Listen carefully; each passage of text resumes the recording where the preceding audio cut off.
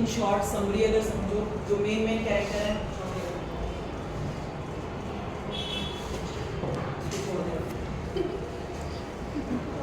ध्यान से सुनो। चैप्टर कर रहे हैं हम second, we are not afraid to die.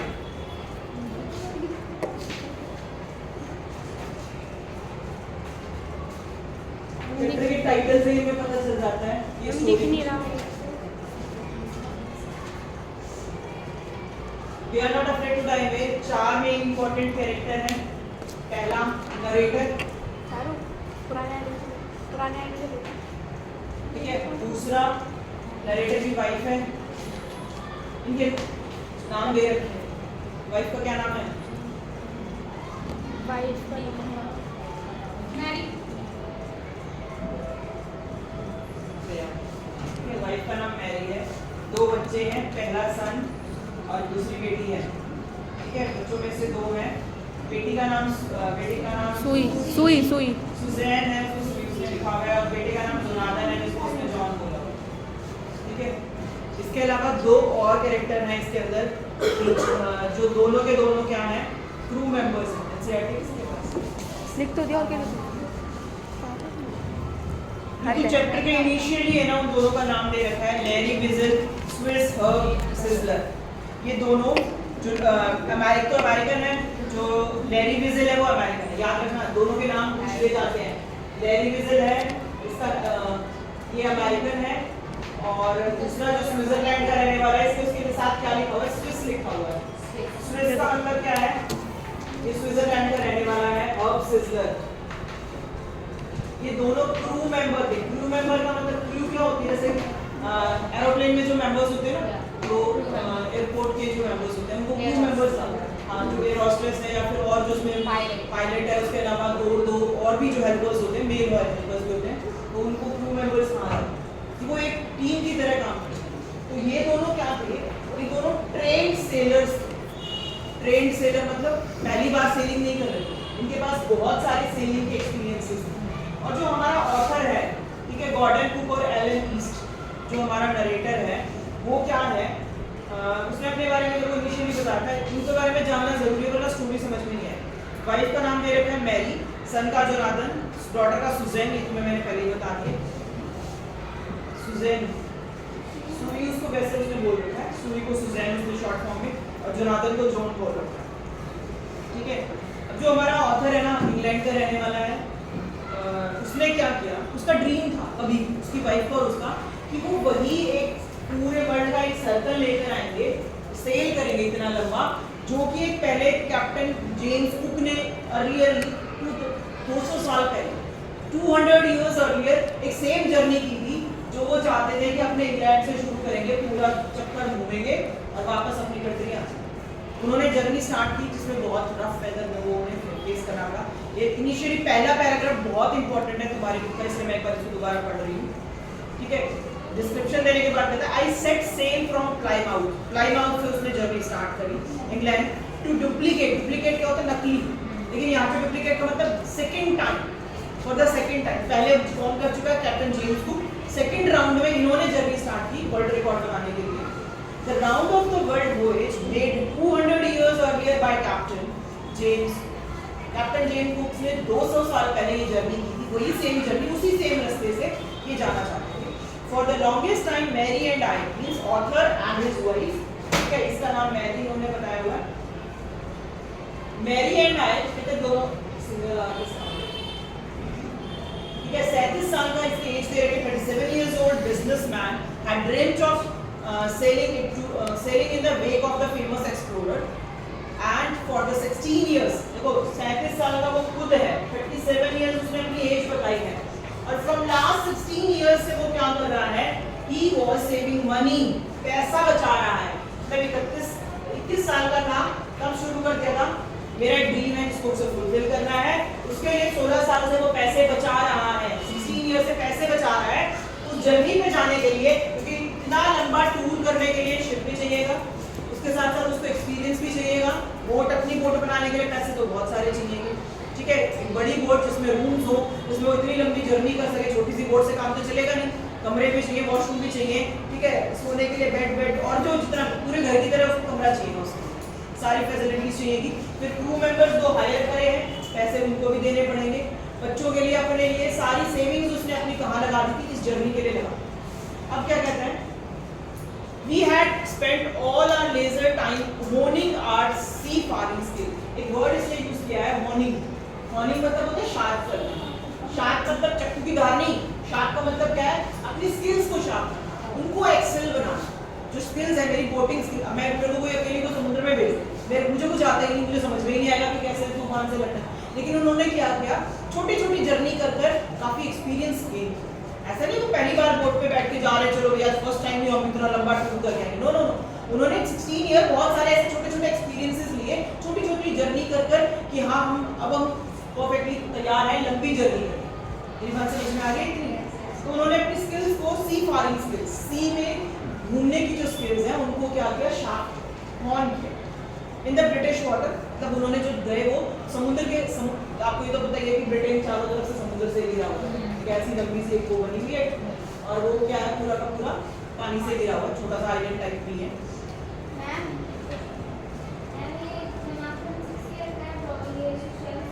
हाँ, उनकी एज मेंशन करके जोनाथन, जो सन जोनाथन है 6 years old and daughter Suzanne 7 years old। फिर कहते हैं कि अगर बोट का नाम याद रखना, क्वेश्चन बोर्ड पे बहुत बार आता है, नंबर ऑफ टाइम 2 मार्क्स के क्वेश्चन पूछा जाता है। बोट का क्या नाम था, वेव वॉकर। क्या नाम था, वेव वॉकर। ये मत सोचना ये वेव वॉकर किसी आदमी का नाम है, क्वेश्चन बच्चे ऐसे भी होते हैं, पूछ लिया जाए ना what is wave walker, who was wave walker अगर लिख दिया तो भाई तुम सीधा दिमाग में आता है कि कौन था। जिन्होंने नहीं सुना होगा वो तो ऐसे ही करेंगे। Jassi please for God sake don't sleep, come in the front रो।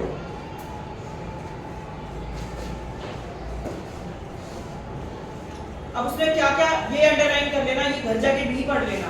वो इसमें वेव वॉकर के बारे में दे रखा है, देयर इज उसके जो डिस्क्रिप्शन दे रखा है 23 मीटर्स। 23 मीटर का मतलब ये जो रूम की लेंथ है ये लगभग 14 to 15 मीटर्स होगी। नहीं, ये तो फीट में कंसीडरेशन होती है। मीटर में अगर कहूंगी तो 3 मीटर या 4 मीटर जितना मुश्किल से होगा। तुम्हें कपड़े की लेंथ तो पता ही है, मेरे दोनों हाथ जो है लगभग 1 मीटर के हैं, यहाँ से यहाँ तक का डिस्टेंस। ऐसे ही 23 मीटर्स लंबी बोट अच्छी बढ़ेगी, कमरे से भी बढ़ेगी हमारे कमरे। 30 टन वुडन, कितना वेट था, 30 टन। 30 मल्टीप्लाई बाय 1 टन में कितना वेट होता है, 100। ठीक है, 100 को मल्टीप्लाई बाय 30 करोगे तो कम से कम 3000 किलो का उसका वेट था बोट का। हर्ड ब्यूटी मींस बहुत सुंदर बोट बनी हुई थी। हैड बीन प्रोफेशनली बिल्ड, ये नहीं कि खुद ही लगे लकड़ी के फट्टे लेकर खुद ही उनको कील लगाकर बोट बना रहे, नहीं, प्रोफेशनली बिल्ड। प्रोफेशनल जो प्रोफेशनल्स होते हैं उनसे बनवाई थी उन्होंने पैसे। We had spent months fitting it out, और उस बोट को लेकर वो पता नहीं कितनी बार ट्रैवलिंग के लिए निकले। Testing it in the roughest weather we could find, जितना भी बुरे से बुरा मौसम उन्हें मिला उसमें उन्होंने उस बोट को टेस्ट किया कि कहीं हम ऐसे समुद्र के बीच में फंस जाएं और हमारी बोट हमारा धोखा, उन्होंने उस टाइम पे धोखा दे दे। तो उस चीज़ को कहते हैं कि हैंडल करने के लिए उन्होंने रफेस्ट वेदर के अंदर भी, क्योंकि ये तो सबको पता है कि ब्रिटेन के अंदर या यूरोप के अंदर वहाँ पे जितना भी समुद्री एरिया है वो सारा का सारा क्या है, स्नोफॉल होती है, वो जम जाता है वो पानी, आइसबर्ग्स होते हैं उसमें बड़े बड़े। तो वो क्या कहलाते हैं, जो आइस की जो शील्ड्स होती है बड़ी बड़ी, उनके अंदर बोट बार बार टकराएगी तो वो क्या होगी, डैमेज हो ही जाएगी। टाइटैनिक कैसे डूबा था, टाइटैनिक ऐसे ही डूबा था क्योंकि उसके जो ब्लोअर्स थे, बोट्स के अंदर क्या होता है नीचे ब्लोअर्स लगाए जाते हैं, हीट वो क्या करते हैं, मेल्ट करते जाते हैं, इतने शार्प होते हैं कि आगे से जो बर्फ की सिल्लियां होती हैं उनको काटते हुए चलते हैं, बर्फ को काटते हुए चलेंगे, साथ में उनके साथ जो स्पिनर वो जो बॉयलर्स होते हैं वो क्या करते हैं, गर्म हवा फेंकते हैं और वो जो बर्फ है जो वो मेल्ट होती जाती है और बोट को आगे से रास्ता मिलता जाता है। ठीक है, तो इन्होंने ये भी ऐसे ही रफ वेदर पे थे जहाँ पे उनको पानी इतना बुरा मिला, तूफान मिलेगा आगे, तो कहते हैं कि जो उन्होंने रफेस्ट वेदर में उसको पूरा अपनी शिप को क्या किया, उन्होंने वहाँ पे टेस्ट किया।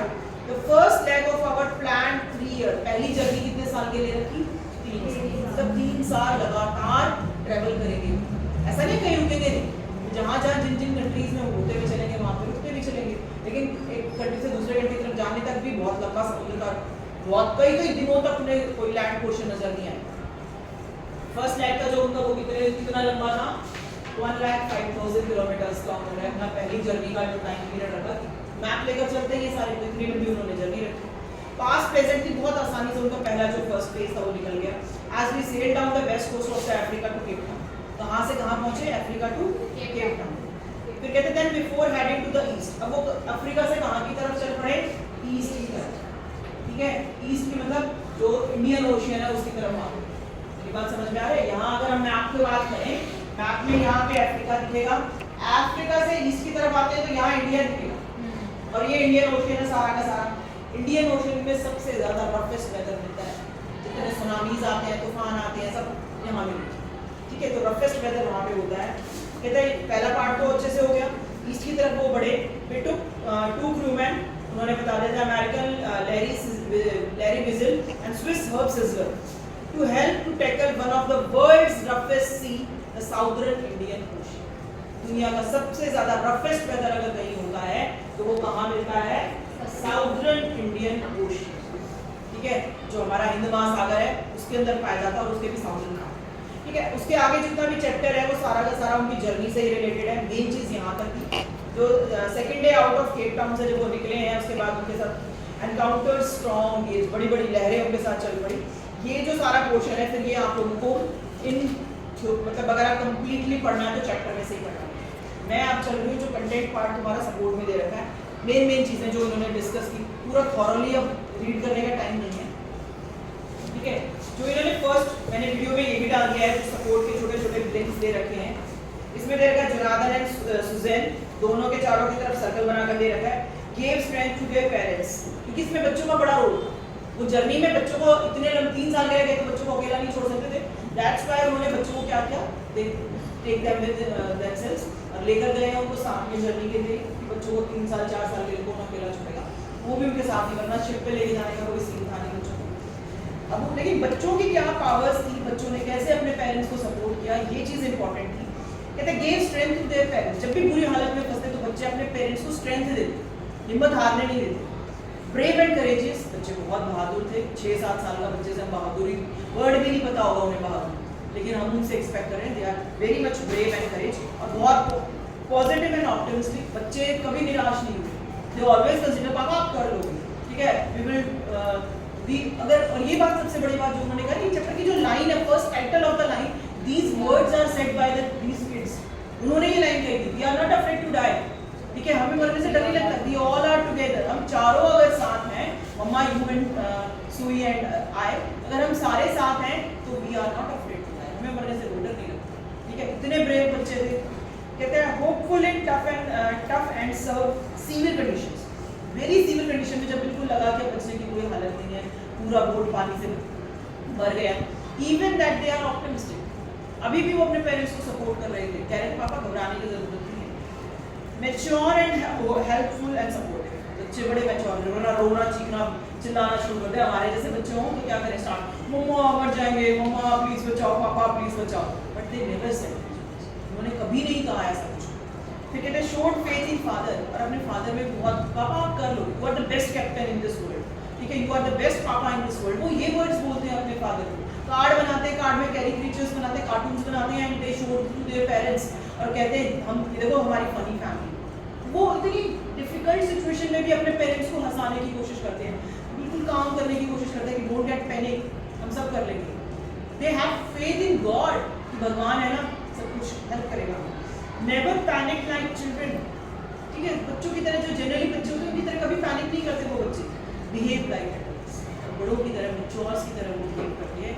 These are the qualities of the children, क्योंकि इस चैप्टर में से अगर क्वेश्चन आता है ना, बहुत बार मैक्सिमम टाइम क्वेश्चन बच्चों पे पूछा कि how these children are different from other children से कैसे different थे, how they give optimistic attitude, how they become support of their parents, ठीक है, कैसे वो सपोर्ट बनते हैं, कैसे वो अपने पेरेंट्स को हेल्प करते हैं, इस पे क्वेश्चन आता है। तो ये क्वालिटीज दे रखी हैं, चेंज देम इनटू सेंटेंसेस, और तुम्हारा आंसर एक आधा इंसिडेंट, उन्होंने कैसे कार्ड बनाया, उन्होंने ये जो टाइटल है चैप्टर का, ये वर्ड्स किसने बोले थे, ये जॉन उसके बेटे के बोले हुए वर्ड्स थे, जोनाथन ने बोले हुए, बेटी ने कार्ड बनाया, कैरिकेचर बनाया, ठीक है। बाद में जब उन्हें वो आइलैंड मिल जाता है जहाँ पे जाके उनकी जान बचती है, तो वो आइलैंड पे पहुँचने के बाद they said that papa you done it, you have done it, ठीक है। उसको जो बोलते हैं yes you are the best father in this world, you are the best captain in this world, you did it, आपने करके दिखा दिया, हमने तो बोला था आपको। उसको जगाते वही हैं कि हम उस आइलैंड पे पहुँच गए हैं, आप बिल्कुल परफेक्ट थे, आपने सही टाइम पे हमें बचा दिया, तो बहुत सारा देखो, एक सबसे बड़ी बात होती है, उसकी बेटी को यहाँ पे आई के ऊपर बम्प हो जाता है, जब एकदम से जब वेव स्ट्राइक करती है ना बोट को, तो उसका सर जाके लगता है और उसके सर पे बहुत बड़ा स्वॉलन आइस के बिल्कुल ऊपर और बहुत ज़्यादा ये हेड पोर्शन है सूज जाता है। तो लड़की रोती नहीं है, ठीक है, शी हैज दैट गट्स, उस इतना दर्द होने के बाद भी, इतनी आँख सूज जाने के बाद भी, जहाँ पे उसकी मल्टीपल सर्जरीज हुई उस आँख की बात में, लेकिन वो घबराती नहीं है, वो रोती नहीं है, वो पैनिक नहीं करती, वो अपने पेरेंट्स के पास जाके ये नहीं कि वो बोलते हैं ना कि पापा वो तुमने बताया कि उन्हें इतनी चोट लगी है, कोई बात नहीं पापा, I am fine, I am fine, आप जब इतनी स्ट्रगल कर रहे हो हमें बचाने के लिए, तो इस चीज़ की इसकी तो कोई बात ही नहीं। देन उसके फादर को लगता है अपनी पूरी स्ट्रेंथ के साथ वो जाते हैं, अपनी पूरी स्ट्रेंथ को गैदर कर and now I have to save my child, I have to save my child, जो उन्हें बचाना है। वो फिर जितना भी वो कर सकते थे, उनके सारे पंप्स काम करना बंद गए, वाटर पंप जो होते हैं जो पानी को बाहर फेंकने वाले, जो इलेक्ट्रिक पंप लेके चले थे वो चलना बंद हो गए, उसमें जो हैरी वो दोनों बकेट से लगे हुए हैं पानी को बाहर निकालने के लिए, पंपिंग कर रहे हैं, पंप चला रखा है, इलेक्ट्रिक पंप में शॉर्ट सर्किट हो गया तो वो बंद हो गया, ठीक है, मतलब हर तरफ से उन्हें लग रहा है सिचुएशन वर्स हो गई है। वाइफ बहुत लंबे टाइम तक उस जो स्टीयरिंग था, व्हील जो होता है, व्हील के ऊपर ही वहीं पे हैंग करके रहती है, क्योंकि व्हील को अगर छोड़ दिया तो बोट तक भगा जाएगी, ठीक है, लेकिन they have faith, they have trust in God, और वो सिचुएशन से निकल। ये सबसे important, first important question is about the courage and the faith of the children, कि वो सिचुएशन को कैसे हैंडल करते हैं, वो सिचुएशन को कैसे टैकल करते हैं। फैमिली सपोर्ट, एक पिक्चर बना रखी है बोर्ड की, family support brought the narrator out of the toughest situation, मतलब हमारी फैमिली अगर हमारे साथ हो तो कितनी ही डिफिकल्ट सिचुएशंस क्यों ना हो, कितनी ही टफेस्ट कंडीशंस में हम क्यों ना हो, हम उससे बाहर आ सकते हैं, कितनी प्रॉब्लम्स लाइफ में क्यों ना आए, अगर हमारी फैमिली हमें सपोर्ट करती है, हमारे जो लविंग वंस है, चाहे हमारे पेरेंट्स हैं, चाहे भाई बहन है, अगर वो हम लोगों के साथ हैं तो definitely we want the all benefits of our life, कितनी ही बड़ी प्रॉब्लम, मेजर प्रॉब्लम में क्यों ना सबसे हम बाहर आ जाए। उसके बाद इसमें इन शॉर्ट चैप्टर की समरी दे रखी है।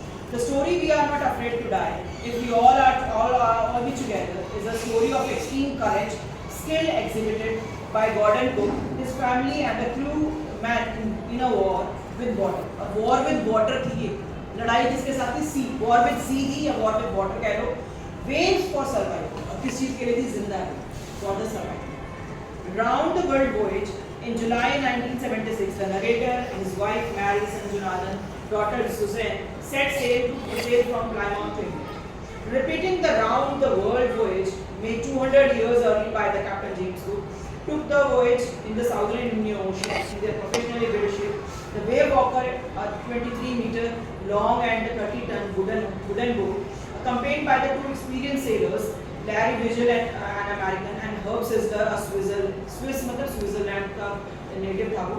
The first part of the journey, that is about 1,05,000 kilometers up to the Cape Town pass. इतना जर्नी वो कर चुके थे. Second phase they are facing attack of the big wave.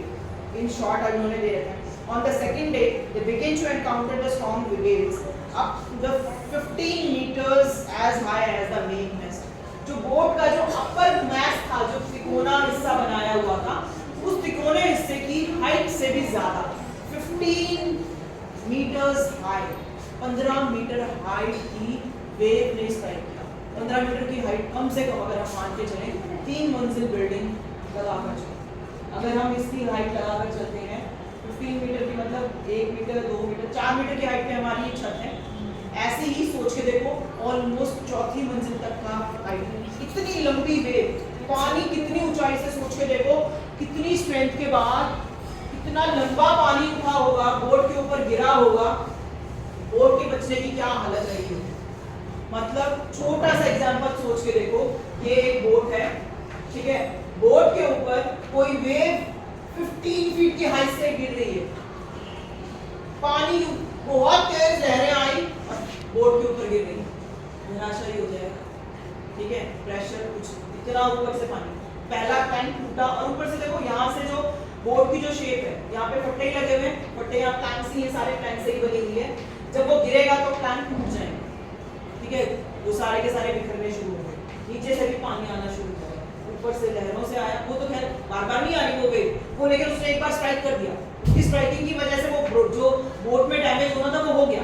फिर पानी अंदर से नीचे से पहुंच रहा है. अब वो क्या करे, उसने लेकिन बचाने के लिए बहुत कुछ किया. पैराफिन मैक्स थी वो डाली, एक जैसे जिसका रेनकोट बनता है उस कपड़े को कैनवास होता है कोना, वो स्प्रेड किया ताकि पानी अंदर ना आ पाए। उनको रिपेयरिंग शुरू की उसने बोर्ड की वहीं पे। पैराफिन वैक्स डाली। वैक्स कैसी होती है? लिक्विड फॉर्म में। आप मोमबत्ती को पानी में डाल के देखो क्या होगा, डूबेगी नहीं, ऊपर ही तैरेगी, ठीक है। अगर आप पानी के ऊपर वैक्स को डालते हैं वो तैरता ही रहेगा, लेकिन नीचे के पार्ट में अगर आपने किसी वुडन प्लैंक्स के ऊपर यहाँ पे दो प्लैंक्स को जोड़ने के लिए वैक्स डाल दिया तो वो वैक्स फैल जाएगा, लेकिन वो पानी को अंदर नहीं आने देगा। तो उन्हें पता था क्या चीजें करनी है। तो कैप्टन वही है हमारा ऑथर, ठीक है, गॉर्डन कुक। ऑथर का नाम मेंशन नहीं कर रखा, गॉर्डन कुक भी लिखा हुआ है जिसने राइट, जो हमारा राइटर है तो हम उसी को कंसीडर करें, वही नरेटर है। तो उसने सारी चीजें की अपनी बोट को बचाने के लिए। कैसे भी हम क्या पहुंच जाए, उस आइलैंड पे पहुंच जाए, एम्स्टर्डम उस आइलैंड का नाम है, उस आइलैंड पे पहुंच जाए और जाके बोट को रिपेयर करें, ठीक है। तो 25th of December the writer ship was in the southern Indian Ocean 3500 kilometers to the east of Cape Town and celebrated their New Year in the ship में उन्होंने न्यू ईयर सेलिब्रेट किया। At dawn on January 2 की सुबह 4-5 बजे का time, due to unfriendly weather, gigantic मतलब a long big size of waves, बहुत बड़ी वेव्स थी।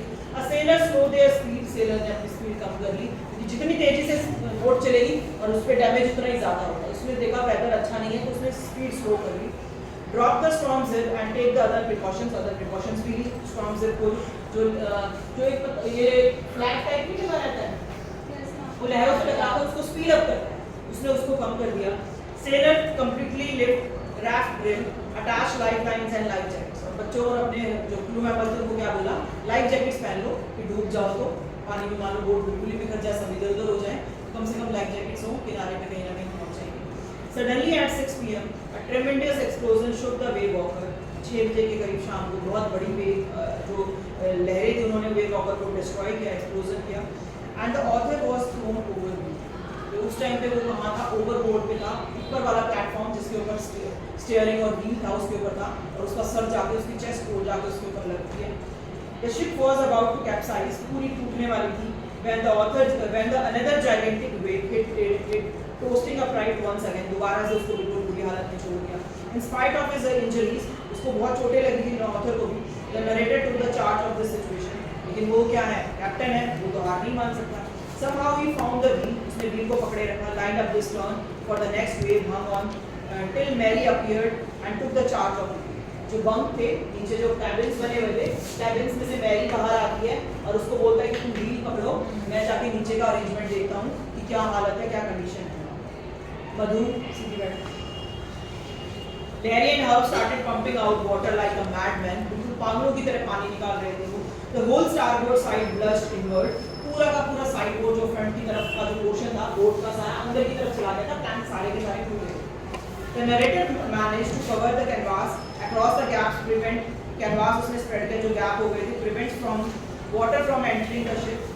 Then came more problem, लेकिन फिर और बड़ी problems आने लगी।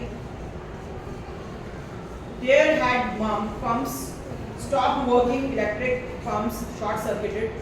क्या हुआ? Electric pumps में short circuit हो गया। The narrator found a spare electric pump under the chart room that worked। Extra भी लेके चले थे, दो तीन तो काम कर ही रहे थे पंप, इलेक्ट्रिक पंप, और एक्स्ट्रा पंप को नीचे से चार्ट रूम से लेकर आते हैं। The entire night was spent in pumping, steering, repairing, sending radio signals. Radio पे भी मैसेजेस भेज रहे थे, उनको बोलते हैं मे डे कॉल। क्या बोलते हैं? मे डे। जब आप कहीं मुसीबत में हैं तो आप मैसेजेस दे रहे हैं कि आसपास से कोई बोट जा रही है तो उनकी मदद कर दो, लेकिन इतने फार फ्लंग एरिया में थे वो, इतनी दूर थे वो अपने उस एरिया से कि वहाँ पे कोई बोट आना भी मुश्किल, तो वो कोई मैसेज कोई उनका ले नहीं पा रहा था। The narrator checked the chart, calculated that the El Amsterdam, जो वहाँ पे जो ये जो आइलैंड है, तो ये क्या था, a French scientific base was their only home। उस पूरे जो इंडियन ओशन में वो घूम रहे थे वहाँ पे एक छोटा सा आइलैंड था, एम्स्टर्डम आइलैंड, जो कि फ्रेंच साइंटिफिक बेस था। फ्रांस वालों ने वहाँ पे न्यू इन्वेंशंस करने के लिए कि यहाँ कौन सी हर्ब्स होती हैं, यहाँ पे कौन सी प्रजातियाँ हैं एनिमल्स की, बर्ड्स की, वो सब चीज़ें वहाँ पे क्या है साइंटिफिक बेस बना रहा था कि यहाँ पे कौन से मिनरल्स मिलते हैं। तो वो कह रहा था वहाँ अगर हम पहुँच गए तो वहाँ कुछ लोग होंगे जो हमारी हेल्प कर पाएंगे और शायद हम बच जाएंगे। सुई हैड वाज फॉलन, उसका सर सूज गया था सुई का, and she had a deep injury, और उसके सर पे बहुत बड़ी कट और इंजरी लगी थी। Finally they reached the L Amsterdam, वो पहुँच गए वहाँ पे एम्स्टर्डम में, and a volcanic volcanic island का मतलब क्या होता है कि ज्वालामुखी फटने से जो लावा बाहर निकल के गिर जाता है, जो ज्वालामुखी का जो मुंह होता है उससे जो लावा फैला और वो समुद्र के अपर वाले पोर्शन में निकल गया और वहाँ पे वो आइलैंड की शेप ले लेता। तो लावा फैल जाता है, सख्त हो जाता है, धीरे धीरे चट्टान की शेप ले लेता है और वो लैंड फॉर्मेशन हो जाता है। Thus the collective strength, never failing optimism of the sailor made it possible for them to come out of the jaws of death. मतलब जो बिल्कुल मौत के पंजों से, जबड़े से बाहर निकल कर आए हैं, ऐसी सिचुएशन क्रिएट करी।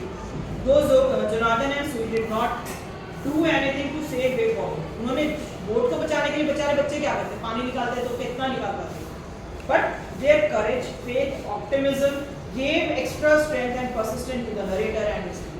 लेकिन उन बच्चों की जो हिम्मत थी, उसने उनके पेरेंट्स को और जो टीम थी पूरी की पूरी, जो दो उनके साथ क्रूमैन थे उनके साथ, उनको सबको हिम्मत दी उन्होंने। पूरे 2 दिन उन्होंने कुछ खाया नहीं। After 2 days they eat something, ठीक है, जो भी उनके पास अवेलेबल था उस टाइम पे वो चीज़ें उन्होंने खाई।